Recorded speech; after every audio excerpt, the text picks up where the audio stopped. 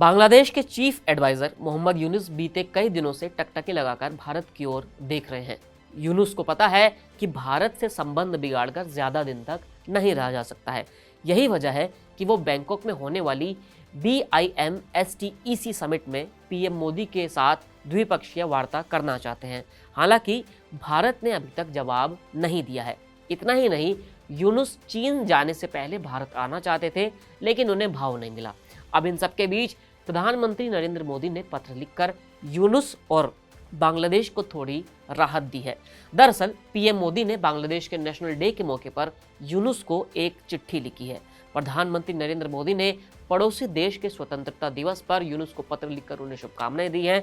उन्होंने कहा है कि 1971 के मुक्ति संग्राम की भावना नई दिल्ली और ढाका के बीच संबंधों के लिए मार्गदर्शक बनी हुई है।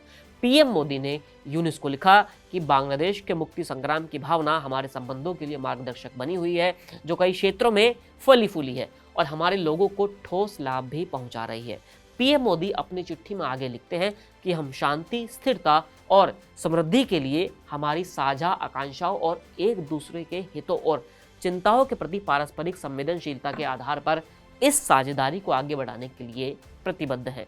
5 अगस्त 2024 को बांग्लादेश में शेख हसीना की आवामी लीग सरकार के पतन के बाद नई दिल्ली और ढाका के बीच थोड़ा संबंध तनाव में आ गए थे।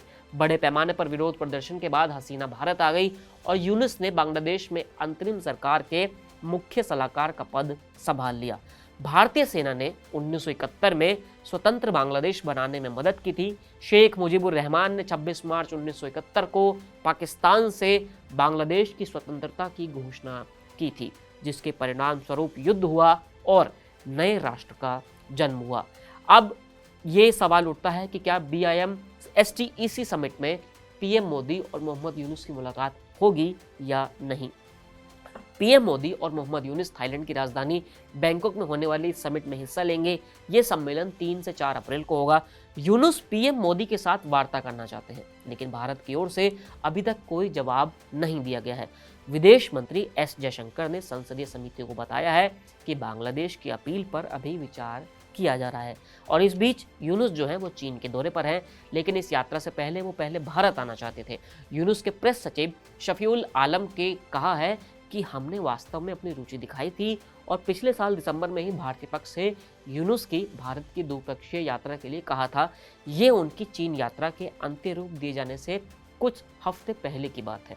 दुर्भाग्य से हमें कोई सकारात्मक प्रतिक्रिया नहीं मिली।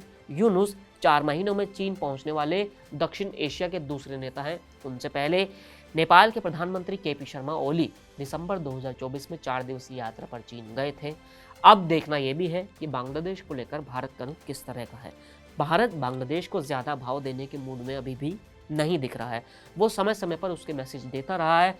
विदेश मंत्रालय ने बुधवार को ही संसद की एक समिति को ये बताया कि बांग्लादेश सरकार ने अल्पसंख्यकों के उत्पीड़न को स्वीकारने नहीं किया है और शेख हसीना सरकार गिरने के बाद हिंदुओं के खिलाफ हिंसा के पैमाने और स्वरूप को भी कमतर बताने की कोशिश की है। मंत्रालय ने पड़ोसी देश में इस्लामी शासन की स्थापना की विचारधारा को बढ़ावा देने वाले चरमपंथी समूहों द्वारा राजनीतिक शून्यता का फायदा उठाने का भी जिक्र किया है। ऐसे में ये देखना जरूरी हो जाता है कि आखिर भारत सरकार कब बांग्लादेश की जो अपील है उस पर राजी होती है और कब जो संबंध है फिर से नॉर्मल होते हैं। फिलहाल इस वीडियो में इतना ही, फिर मिलेंगे नए वीडियो के साथ। शुक्रिया।